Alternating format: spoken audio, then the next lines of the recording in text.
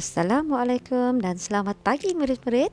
Bertemu kita lagi dalam kelas Bahasa Melayu tahun 3. Tajuk kita pada hari ini ialah indahnya pantun. Di akhir PDP nanti, cikgu harap murid-murid berjaya melafazkan pantun dengan intonasi yang betul. Sebelum kita teruskan, mari kita berkenalan dulu dengan ciri-ciri pantun. Apakah itu pantun? Pantun ialah karangan berangkap yang menggunakan bahasa-bahasa yang indah. Setiap rangkap pantun terbahagi kepada dua bahagian, iaitu bahagian pembayang dan bahagian maksud. Jika kita lihat contoh pantun yang diberi, dua baris yang berwarna hitam dikenali sebagai pembayang, manakala dua baris di bawah yang berwarna merah adalah bahagian maksud. Rima atau bunyi akhir di hujung baris adalah sejajar. Bagi pantun 2 kerat, rima akhir dalam bentuk e. Bagi pantun 4 kerat pula, rima akhir berbentuk ab. Maksudnya, baris 1 dan baris 3 hujungnya adalah sama dan baris 2 dan baris 4 mempunyai hujung yang sama. Jika kita lihat contoh, buat cempedak di luar pagar, er. Kita tengok pula baris ketiga, saya budak baru belajar, er juga. Kita tengok baris kedua semula, ambil gala tolong jolokkan, dan baris keempat kalau salah tolong tunjukkan. Baris kedua dan baris keempat mempunyai rima akhir yang sama, iaitu kan. Mari kita lihat situasi yang diberikan pada muka surat 4, buku teks Bahasa Melayu Jilid 2. Hanif dan Nabila menjadi pengacara untuk pertandingan berbalas pantun peringkat Sekolah Kebangsaan Gemilang. Yang berikut ialah pengenalan tentang pantun sebagai pembuka majlis. Mari kita baca pantun ini bersama-sama dan kita cuba kenal pasti dan nyatakan maksud pantun ini. Pengail puyuh di hujung desa, dalam terusan nampak berbayang. Pantun Melayu kesenian bangsa, pusaka warisan nenek dan moyang. Dalam rangkap pertama ini ingin disampaikan pantun sebagai budaya yang telah menjadi peninggalan nenek moyang kita.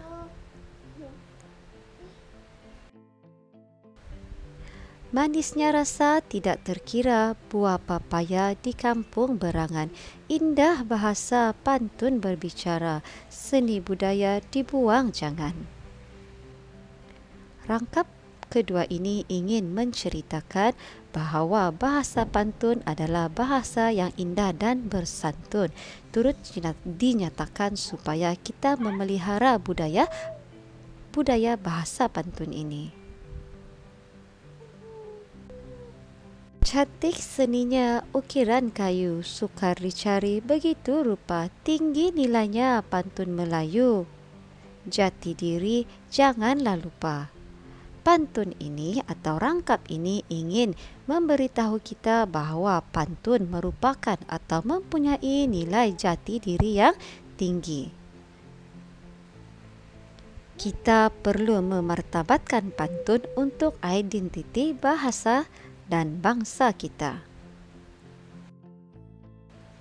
Dalam taman berbunga tanjung, bersopan santun, dipetik sidara, meski berzaman tetap disanjung, jagalah pantun tradisi dipelihara. Rangkap ini pula meminta kita memelihara pantun sebaik-baiknya untuk sepanjang zaman.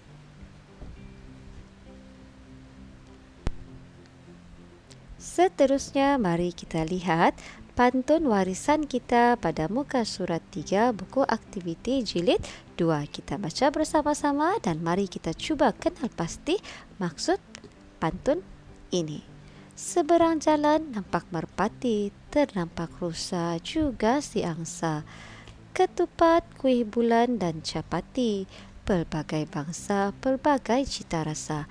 Apa yang ingin disampaikan dalam pantun ini ialah terdapat pelbagai jenis makanan tradisional mengikut pelbagai kaum. Ketupat adalah makanan untuk kaum Melayu. kuih bulan makanan untuk kaum Cina dan capati untuk kaum India. Indah cahaya permata baiduri, nampak serasi dipakai sidara. Cheongsam, kebaya juga sari. Busana tradisi harus pelihara. Dalam pantun ini ingin diketengahkan mengenai pakaian ataupun busana tradisi yang harus kita pelihara. Cheongsam adalah pakaian untuk kaum Cina, kebaya adalah pakaian untuk kaum Melayu dan sari adalah pakaian untuk masyarakat India. Jadi, pantun ini ingin memberitahu kita tentang terdapat pelbagai jenis pakaian atau busana tradisional mengikut pelbagai kaum yang harus sentiasa dipelihara. Kuning bunga buah peria, ungu menawan bunga lemuni. Tarian singa, joget dan boria tetap menawan sehingga kini. Dalam pantun ini, apa yang ingin disampaikan adalah mengenai seni tarian pelbagai kaum yang terdapat di Malaysia. Maksud pantun adalah terdapat pelbagai jenis tarian tradisional yang menarik dan masih kekal hingga hari ini. Hendak ke kota tempuhi payah, naik pedati lalui titi. Budaya kita amatlah kaya, jadi identiti semat di hati. Maksud pantun ini adalah negara kita kaya dengan pelbagai budaya yang menjadi identiti setiap kaum. Baiklah murid-murid, sampai di sini sahaja pembelajaran kita pada hari ini. Selepas ini, cikgu minta murid-murid menjawab latihan pada muka surat 3 buku aktiviti. Murid-murid juga boleh cuba melafazkan pantun dan meminta ahli keluarga untuk menilai bacaan pantun murid-murid. Baiklah murid-murid, sampai di sini sahaja. Kita jumpa lagi pada kelas yang akan datang. Bye.